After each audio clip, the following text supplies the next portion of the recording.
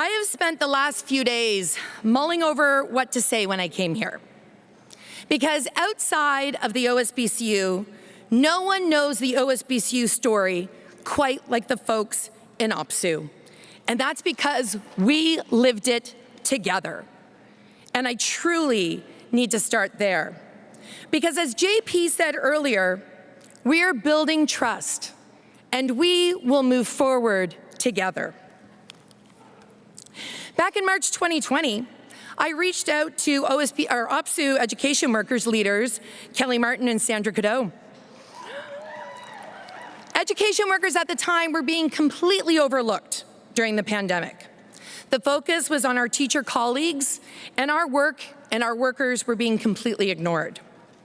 Together, we proposed to the ministry that we should establish 3 education worker groups to address the unique needs of custodial maintenance workers, classroom support workers, and school support workers.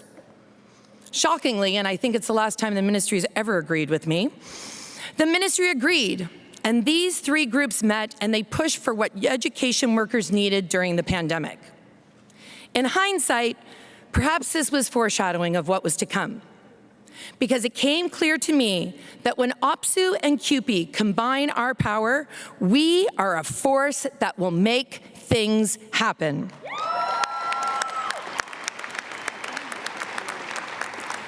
I want to take a moment to thank Kelly and Sandra.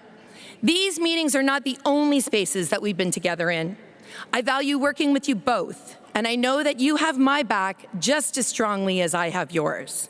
We are making our issues heard, and frankly, that's long overdue. But let's flash forward to spring 2022. After being involved in numerous rounds of central bargaining, first as a mobilizer and then as a member of a bargaining team and then as a chair, one thing became clear. How we were doing business simply wasn't working. The pattern has become as follows, and I think you'll probably recognize this yourself. Leaders would develop bargaining proposals, we would share high level with members, we would take strike votes where we would achieve great mandates, but the turnout was the pits. The government, seeing that there was no real worker threat, would create some bill that would impose substandard conditions on workers, and unions would put together strongly worded letters, hold some press conferences and rallies, and then turn it over to our legal teams to solve. Does this sound familiar to anyone? And there was one thing that I noticed that was missing in all of this: the worker. Sure, we were mobilizing 25 or 30% of our membership that was keen, but we weren't centering workers in the fight. We weren't listening to you. We weren't asking you what you were willing to do in order to defeat the boss. We were actually entrenching the old saying, what's the union gonna do about it? And it also had become crystal clear to me that lawyers, courts, and the government will not save workers. Is this better?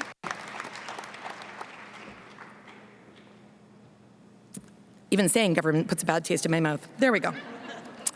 If workers are going to win, it's going to be on us to topple the structures and to do the work.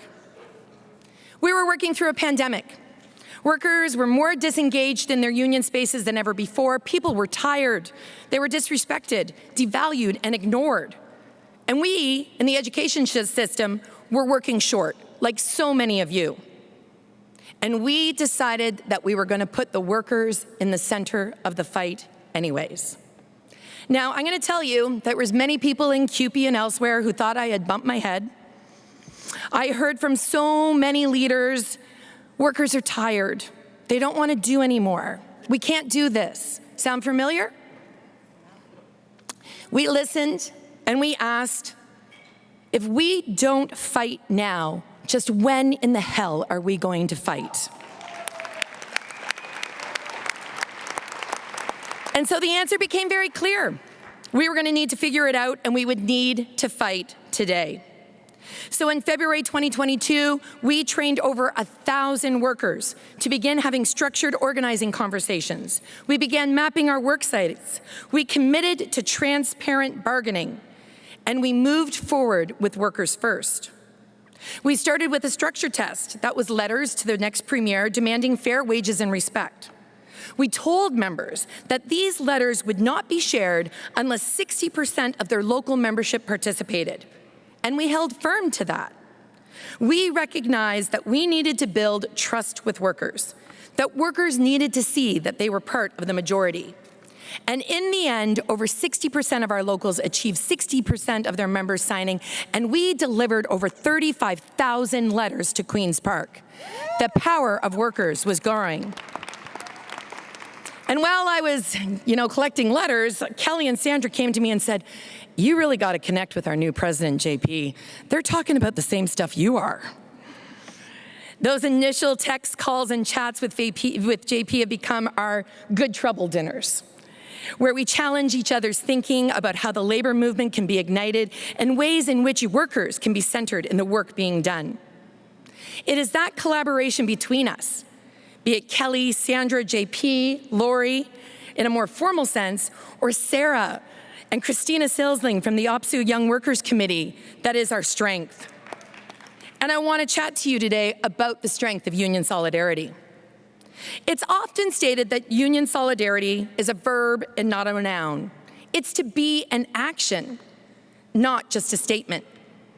And in the fall of 2022, OPSEU and OPSEU education workers schooled the entire labor movement on the concept of solidarity when they joined 55,000 OSBCU education workers and walked off the job illegally to protest Bill 28.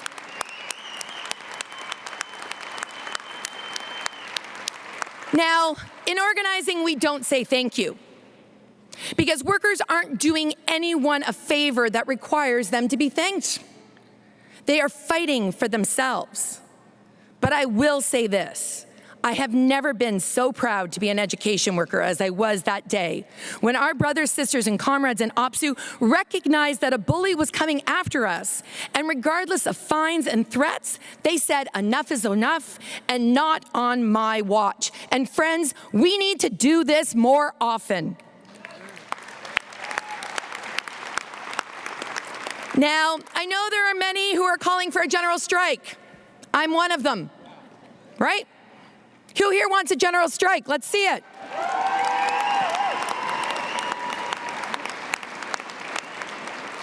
For far too long, this call for general strike is followed up by, when is the union going to call a general strike? Or when is the union doing? We are the union. All of us here, we are the union. And a general strike is not going to be led by leaders, but it's going to be demanded by workers and directed by workers across this province and around this country. And we are the ones that are going to demand it. So how do we get there? Well, what we saw in November, it was a moment. It was a moment that took many months to nurture. And what we need to do is build a movement. So I'm going to challenge you today with some tasks just to do that. I want you to map your work sites. Do you have membership lists? If you're relying on the membership list from your employer, get rid of it. It sucks. I need you to identify your members, the activists. You know, the ones that always wear the union swag, that come to every rally? It's about 25 to 30% of your members. They're tired. I need you to look at your organic leaders. Did you know that the one who is saying, "What has the union done for me lately?" is probably your best organic leader in your space? I challenge you to go out and talk to them tomorrow.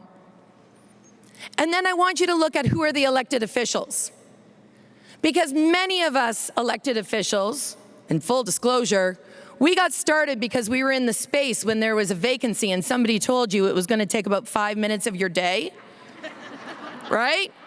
Not a big deal. It's, like maybe it's one weekend every other month, Laura. How many people were told that? Right? And I need you to talk. I need you to talk everywhere you go. I need you to be talking in your work sites. I need you to be talking to people who aren't in your union. I need you to talk to the people that are sitting on the sidelines of the football games that your kids are in, or in the waiting room of the dance studio that your kids are in. I need you to talk to the woman who serves you your breakfast every Saturday when you go out with your friends. I need you to talk to the people in your wine club and then get me an invite. Okay? I need you to exercise your organizing muscle. Many people will say to me, well, this is amazing. You guys did this big thing. And yeah, we did. It was like running the Boston Marathon. But if you don't keep training, you can't keep running. And so I encourage you all be looking at things like the OMERS campaign that OPSEU and CUPE are launching to fight OMERS from making any more cuts to our pension. I challenge you to use your organizing muscles for the healthcare referendum, for the Enough is Enough campaign. And while I'm talking about the Enough is Enough campaign, spread out. Get into your labor councils, into your area councils. Look at what community organizing is happening. I need you to celebrate all the wins. What we achieved was historic. We won both a freely negotiated collective agreement that saw a wage increase that I have not had in 20 years as an EA.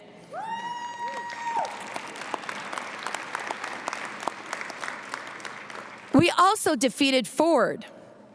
And I don't know about you, but I want to defeat him again. As a matter of fact, I am not waiting for 3 years for an election. Let's demand he resign.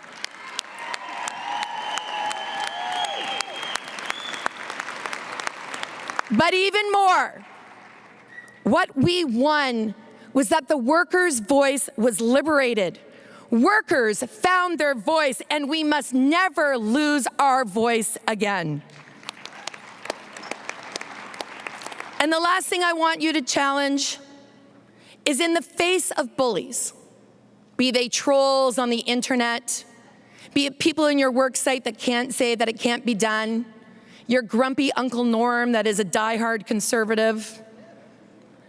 In the face of those people who tell you that you should not demand a better wage, in the face of those people who'd say that you should not demand better working conditions, I want you to look them in the eye, and I want you to do it anyway.